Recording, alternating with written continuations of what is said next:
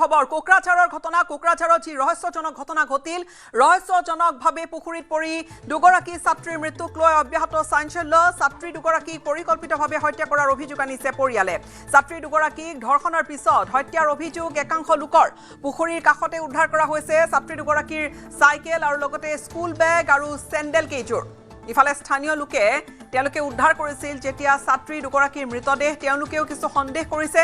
ঘটনাত আৰক্ষী এখন ব্যক্তিগত চাহ বাগিচাৰ মেনেজাৰ গোলাম মুস্তাফা আৰু তেওঁৰে বন্ধু ইজাহান আলী গ্ৰেপ্তাৰ কৰিছে এতিয়ালৈ ঘটনা সন্দৰ্ভত ভুক্তভোগী পৰিয়াল দুইটাই এজাহাৰ দাখিল কৰিছে আৰক্ষীৰ ওচৰত দোষী কঠোৰৰ পৰা কঠোৰতম শাস্তি দিয়াৰ দাবী তুলিছে বিভিন্ন দল সংগঠনে এই ঘটনাক লৈ প্ৰতিক্ৰিয়া অব্যাহত আছে দুজনী ছাত্ৰী দুগৰাকী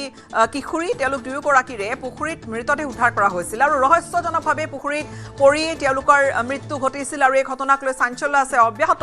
ছাত্ৰী দুগৰাকীক পৰিকল্পিতভাৱে হত্যা কৰাৰ অভিযোগ পৰিয়ালৰ ছাত্ৰী দুগৰাকীক ধৰ্ষণৰ পিছতে হত্যাৰ অভিযোগ ইতিমধ্যে যিখন স্থানীয় বাগান স্থানীয় ৰাইজে উদ্ধাৰ কৰিছিল য'ত ছাত্ৰী দুগৰাকীৰ মৃতদেহ ঘটনাত আৰক্ষীয়ে তাত সেই ব্যক্তিগত চাহ বাগিচাৰ মেনেজাৰ গোলাম মুস্তাফা আৰু তেওঁৰে বন্ধু ইজাহান আলী গ্ৰেপ্তাৰ কৰিছে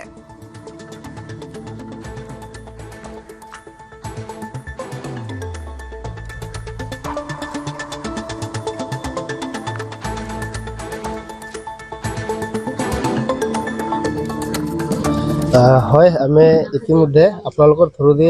আমি খবৰ পালোঁ যে আৰক্ষীয়ে ইতিমধ্যে দুই ব্যক্তিক কৰায়ত্ব কৰিছে আটক কৰিছে আৰক্ষী প্ৰশাসনক আমি ধন্যবাদ দিওঁ লগতে সদৌ আদিবাসী ছাত্ৰ সন্থাই আমি দাবী জনাওঁ যে সেই অকল কৰায়ত্ব কৰিলেই নহ'ব ইয়াৰ ওপৰত উচ্চ পৰ্যায়ৰ তদন্ত আমি বাৰে বাৰে কৈ আছোঁ যে উচ্চ পৰ্যায়ৰ তদন্ত হ'ব লাগিব ইমান ব্যক্তি এই ঘটনাত জড়িত আছে সকলোকে যাতে ইনভেষ্টিগেশ্যন কৰি তেওঁলোকক এৰেষ্ট কৰিব লাগে আৰু কঠোৰতকৈ কঠোৰ শাস্তি তেওঁলোকক প্ৰদান কৰিব লাগে ইয়ে আমাৰ আদিবাসী ছাত্ৰ সন্থাৰ পৰা আমি দাবী জনাইছোঁ ধন্যবাদ ফোনযোগে সংযুক্ত হৈছে আমাৰ কোকৰাঝাৰৰ সাংবাদিক সুৰজ বসুমতাৰীৰ সৈতে সুৰজ অত্যন্ত এক ৰহস্যজনক ঘটনা ইতিমধ্যে দুজনক গ্ৰেপ্তাৰ কৰা হৈছে আৰু এয়া ছাত্ৰ সংগঠনে দাবীও তুলিছে যে কঠোৰ ব্যৱস্থা লোৱা হওক এই দুইজনৰ বিৰুদ্ধে আৰু যদি কোনোবা জড়িত হৈ আছে তেওঁলোকৰ বিৰুদ্ধেও হয় গীতাশ্ৰী কালি কোকৰাঝাৰৰ ধুবুৰী জিলাৰ সীমান্তৱৰ্তী ঢোলমৰা লালপুৰা অঞ্চলত যি দুগৰাকী ছাত্ৰী নৱম শ্ৰেণীৰ ছাত্ৰী পুখুৰী পানীত পৰি মৃত্যু হোৱা বুলি ইতিমধ্যে সকলোৱে গম পাইছে এই ঘটনাক লৈ সমগ্ৰ অঞ্চলতে আজিও উত্তেজনা আছে চাঞ্চল্যৰ সৃষ্টি হৈ আছে আটাইতকৈ ডাঙৰ কথাটো হ'ল আচলতে এই দুৰ্ভগীয়া ছাত্ৰী দুগৰাকী কেনেকৈ মৃত্যু হ'ল সেই মৃত্যুক বিভিন্ন পক্ষই বিভিন্ন ধৰণে তেওঁলোকে উপস্থাপন কৰিছে আৰু আজি শেহতীয়াকৈ যি তথ্য আমাৰ হাতলৈ আহিছে ছাত্ৰী দুগৰাকীৰ পৰিয়াল আৰু আশাৰ নেতৃবৃন্দে অভিযোগ কৰিছে যে আচলতে ছাত্ৰী দুগৰাকীক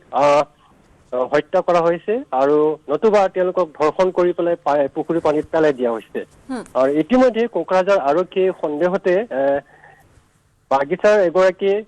সঞ্চালক গোলাম মুস্তাফা আৰু তেওঁৰ সহযোগী ইজাহান আলী গ্ৰেপ্তাৰ কৰিছে কিন্তু এই সন্দৰ্ভত আমি যোগাযোগ কৰিছিলোঁ কোকৰাঝাৰৰ আৰক্ষীৰ এগৰাকী শীৰ্ষ বিষয়াৰ সৈতে কিছু সময় পূৰ্বে তেখেতে স্পষ্টভাৱে জানিব দিছে যে সমগ্ৰ ঘটনা এতিয়াও তেওঁলোকে তদন্ত অব্যাহত ৰাখিছে আৰু প্ৰাথমিক যি তদন্ত সেই প্ৰাথমিক তদন্তত পোৱা অনুসাৰে ছাত্ৰী দুগৰাকী পানীত পৰি মৃত্যু হোৱা বুলি তেওঁলোকে সন্দেহ প্ৰকাশ কৰিছে আৰু ইয়াৰ উপৰি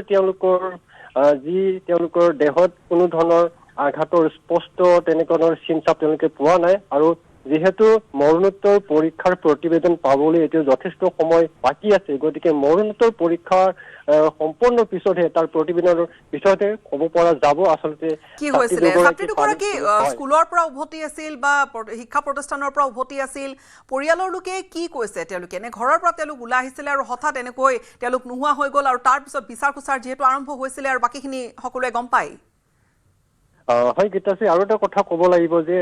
শিক্ষকে কৈছে যে ছাত্ৰী দুগৰাকী হয়তো কালি যিহেতু মুষলধাৰ বৰষুণ আছিলে অন্যান্য ছাত্ৰ ছাত্ৰীসকলে বৰষুণে তিতিবুৰি স্কুললৈ আহিছিলে কিন্তু খুব কম সংখ্যক ছাত্ৰ ছাত্ৰী কালি আহিছিল হয়তো তেওঁলোক আহিছিল কিন্তু বৰষুণ বেছি হোৱাৰ কাৰণে হয়তো তেওঁলোকক স্কুললৈকে গৈ নাপালে তেওঁলোকৰ যি উপস্থিতি তাৰমানে এটেণ্ডেঞ্চৰ তেওঁলোকৰ